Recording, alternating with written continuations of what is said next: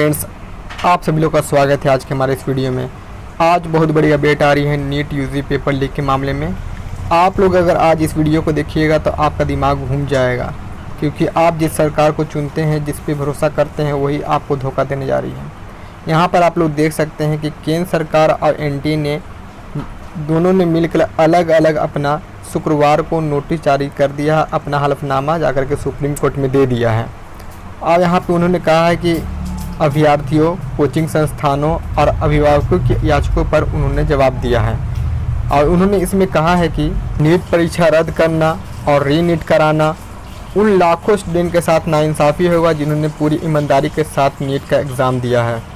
यहाँ पर तो आपको देखकर लग रहा होगा कि सरकार और एनडीए तो स्टूडेंट के पक्ष में बोल रही है कि जिन्होंने ईमानदारी से एग्ज़ाम दिया था, मेहनत करके, उनको साथ तो नाइंसाफ़ी हो जाएगा, क्योंकि दोबारा एग्ज़ाम होगा तो फिर उनको एग्ज़ाम देना पड़ेगा। मगर सरकार ये भी मानती है कि उसके अनुसार सीमित इलाके में लीक हुआ है पेपर और इसकी पुष्टि हो सकी है। तो इनका मानना है कि कुछ इलाकों में पेपर लीक हुआ है, इसकी पुष्टि भी हो चुकी है, मगर ये दोबारा रीनीट नहीं करवाएंगे, क्योंकि जो स्टूडेंट ईमानदारी से एग्ज़ाम दिए हैं उनको दिक्कत हो जाएगा। इनको पता है कि यहाँ पे पेपर लीक हुआ है, लेकिन ये पेपर लीक रद्द नहीं करेंगे, क्योंकि जो स्टूडेंट ईमानदारी से एग्ज़ाम दिए हैं उनको दिक्कत हो जाएगा। लेकिन वही स्टूडेंट को तो दिक्कत है जो ईमानदारी से एग्ज़ाम दिए हैं। ये बात वो समझ क्यों नहीं पा रहे हैं कि पेपर लीक हुआ है सीमित इलाके में। ये कह रहे हैं सीमित इलाके में हुआ, लेकिन पेपर तो कई जगह पे लीक हुआ है। अब पेपर लीक ही नहीं हुआ है, क्लोन स्टूडेंट जाकर के एग्ज़ाम भी दिए हैं, और सिर्फ एग्ज़ाम ही नहीं दिए हैं, यहाँ पर मार्क्स भी बढ़ाया गया था ग्रेस मार्क्स के नाम पर। ये सब का जवाब कौन देगा?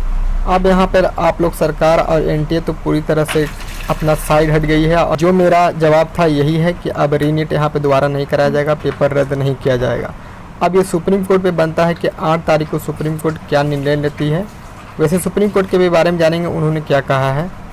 वैसे यहाँ पर 571 शहर में और 4750 केंद्र पर 23 लाख स्टूडेंट ने इसका एग्ज़ाम दिया था नीट का।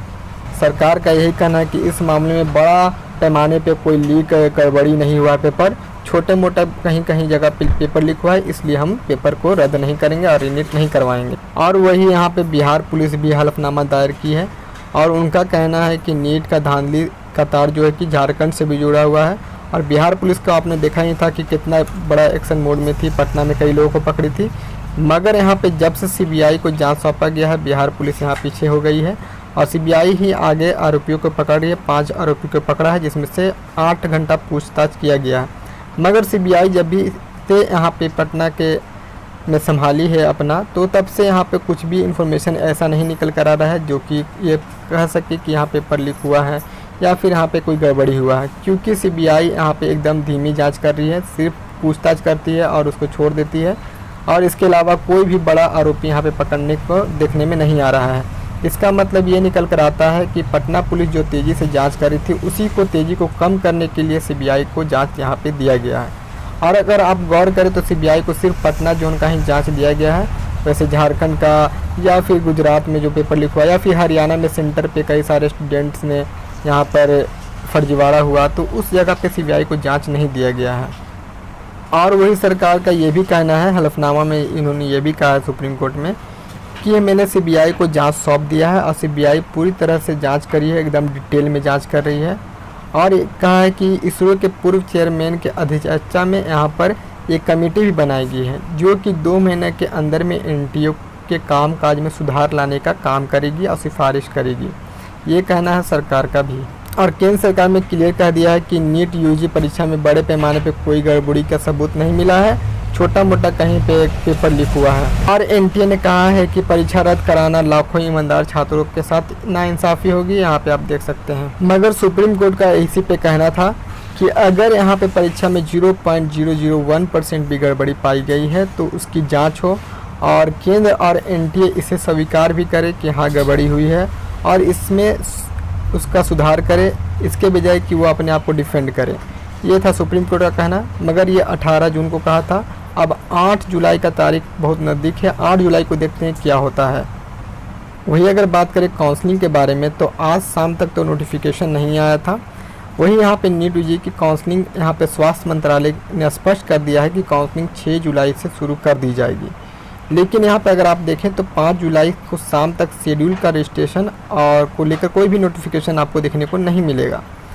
और यहाँ पे आगे बढ़ें तो आप लोग देखते हैं कि नीट पीजी का जो यहाँ पे पोस्टपोन किया गया था एग्ज़ाम, उसको अब एग्ज़ाम का डेट निकाल दिया गया है, 11 अगस्त कर दिया गया है। आप लोग अगर नीट पीजी का एग्ज़ाम देने जा रहे हैं तो 11 अगस्त से आपका एग्ज़ाम स्टार्ट होने वाला है।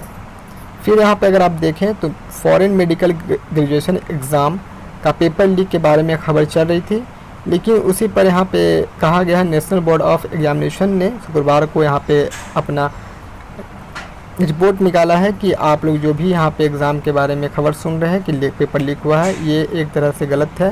पेपर लीक नहीं हुआ है, आप लोग अपना एग्ज़ाम का तैयारी करें। आपका एग्ज़ाम शनिवार को ही होगा और इसमें कोई बदलाव नहीं किया गया है। ये था पूरा अपडेट। और भी कोई अपडेट आएगा तो मैं आपको वीडियो बना के इन्फॉर्म करूँगा। आप लोग मेरे चैनल को सब्सक्राइब करें। देखते हैं 8 जुलाई को क्या होता है।